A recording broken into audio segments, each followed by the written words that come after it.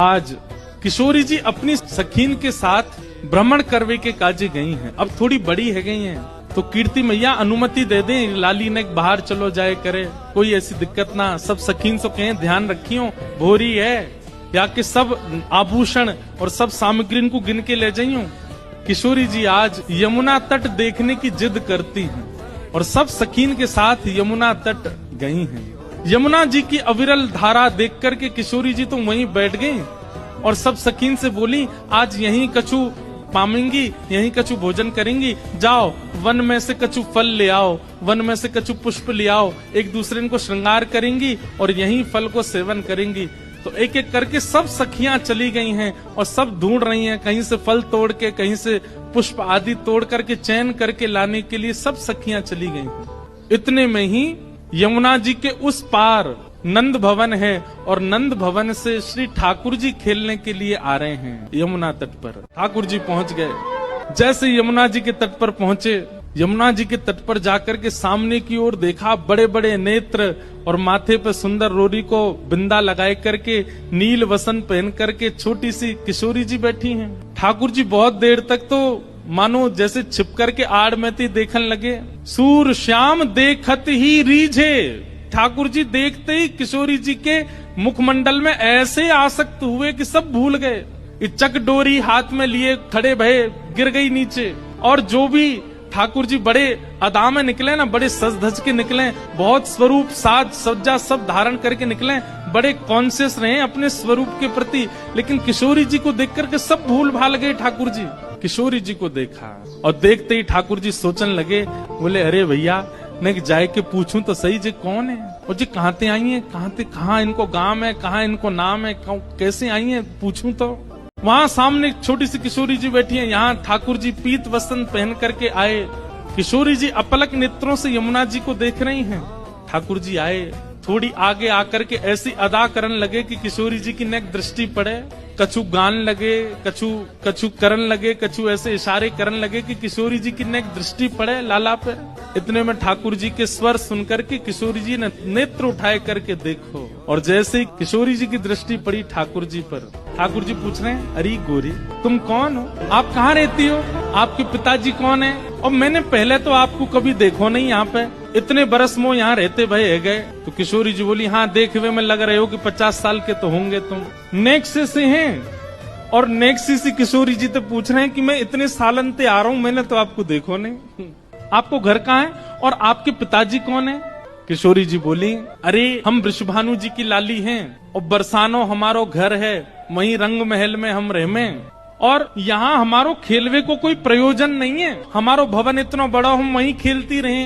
अरे जब ते जन्म भयो तब ते आज तक हमने तो अपनो पूरा भवन देखो ही नहीं, इतना बड़ा भवन है हमारे पिताजी को, हमें कहाँ जरूरत पड़ी यहाँ आके खेलवे की।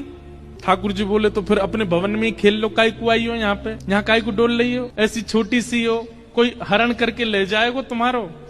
किशोरी जी बोली, वो तो आज सखीन को मन हो कि यमुना तट पे चलें, या हमारे हम उनके संग आए गई हैं, बाकी तो या स्थान में हमारे बरसाने में मना करी गई है कि जमुना तट और जमुना के पल्ली पार जानो ही नहीं है।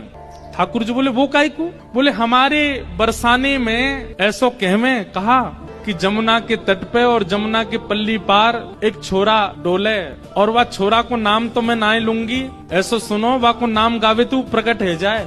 ठाकुर जी बोले, अच्छा कोई और पता, हाँ नंद जी को लाला है वो, नंद जी को छोरा, बाकी पिताजी को नाम नंद है। वाके काजे हमारे पूरे बरसाने में ऐसो हल्ला है कि वो चोरी करे, माखन की दही की चोरी करे। अब भैया पहले तो चोरी छोटी छोटी वस्तुन की होवे, धीरे धीरे फिर चोर निपुण है जाए तो बड़ी बड़ी वस्तुन ने चोरी करे।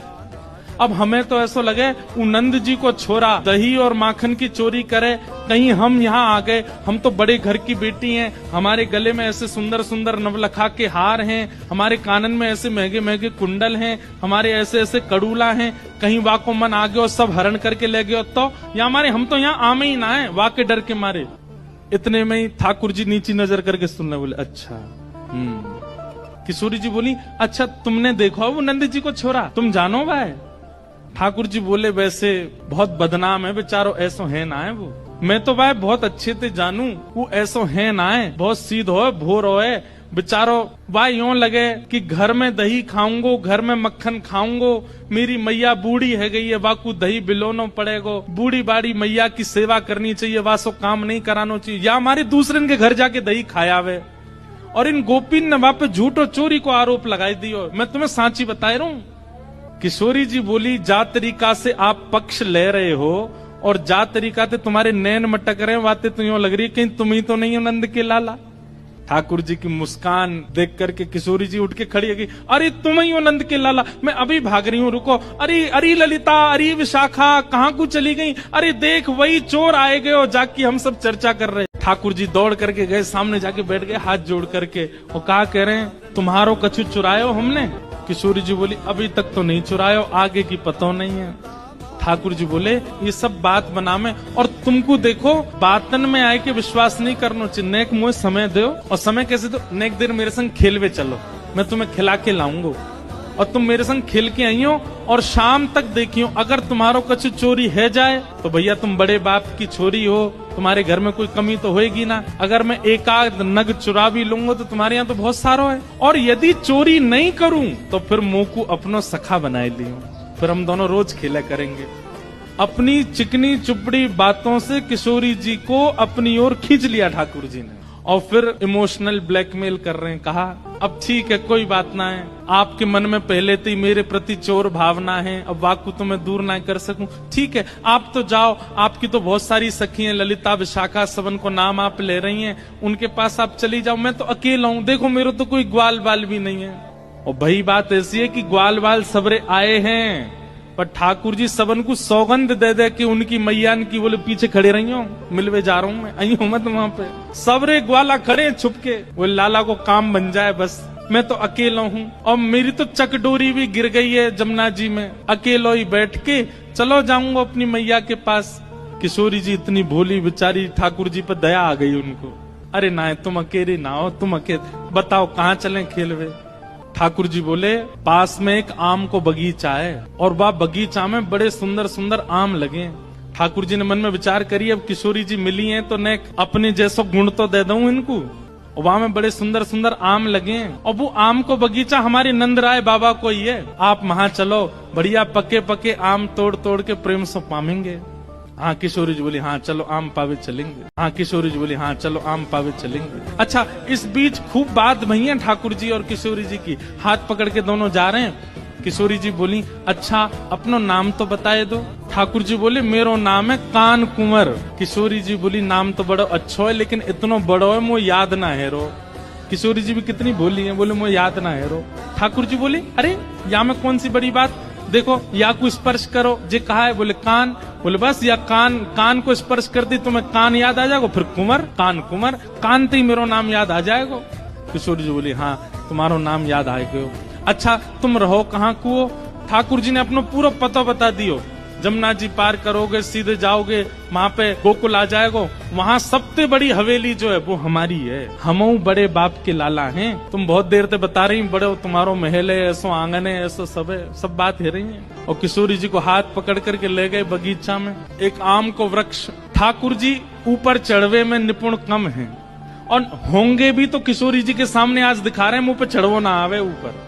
2-3 बार चढ़े फिर फिसल गए। किशोरी जी बोली, अरे तुम पे तो चढ़वो ना आवे, देखो मैं चढ़ के बताऊं। किशोरी जी बोले, हाँ आप चढ़ जाओ।